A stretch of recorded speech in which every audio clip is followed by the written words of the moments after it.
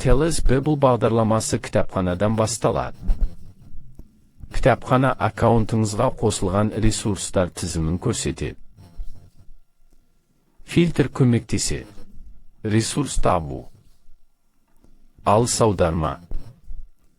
Писание мәтіннен басқа, ескертпелер мен қосымша ақпарат бар. Стронг нөмірлері. Стронг нөміріне басу арқылы әдепкі лексикон ашылады. Аккаунт параметрлерінде. Біз сөзді зерттей аламыз. Стронг нөмірімен іздеу. Іздеу нәтижелері. Жаңа бет. Кілт сөзбен Библияда іздеуге болады. Жаңа қойындыда нәтижелер.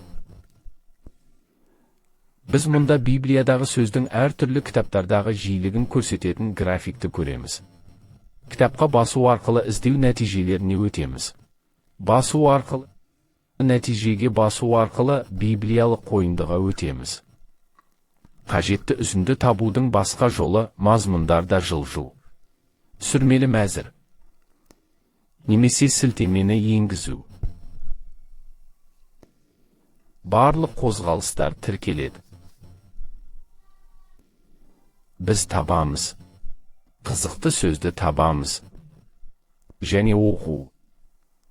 Мақаланы.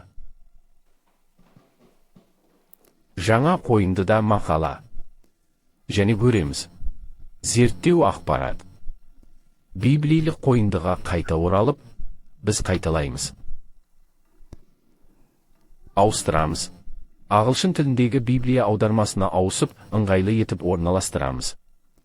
Біз екі қойындыны бір топқа жинаймыз. Бұл бізге екі қойындыны синхрондауға мүмкіндік береді. Бұл мүмкіндік арқылы біз бір қойындыда жылжып, Библияның бірдей мәтінін басқа аудармада көреміз. Бұл пікірлер үшінде тиімді. Келесі библиялық үзінділерге нұсқаулықты қараймыз. Кірісу, қызықты үзінді. Және осы үзіндіде танымал сөздерді көреміз. Матфея. Сондай-ақ кросс-сілтемелерді зерттей аламыз. Біз іздейміз. Осы бөлімде танымал Саман аудио сервисінде. Бұл сервис уағыздар каталогы.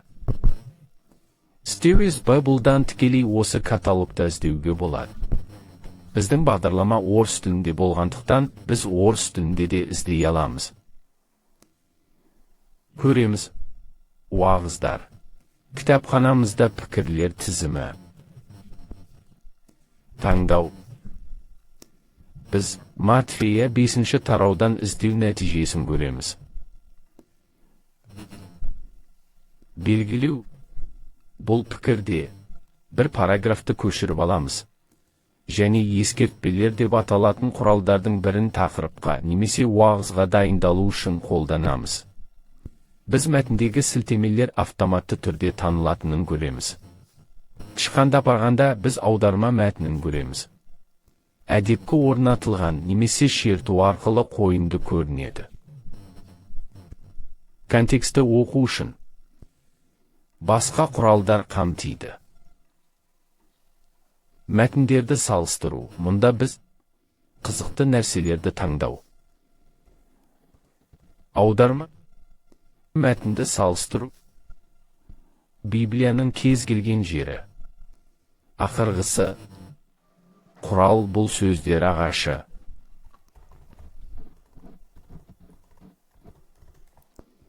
Біз кілт сөзді енгізіп, Библияның мәтінін ағаш түрінде көре аламыз, немесе кілт сөзден кейінгі мәтінді. Кілт сөзге дейін. Бір уақытта. Бұрын кейін. Бұл интерактивті ағаш, және біз онда әртүрлі сөздер бойынша қозғала аламыз. Мәтінді ерекше зерттеу.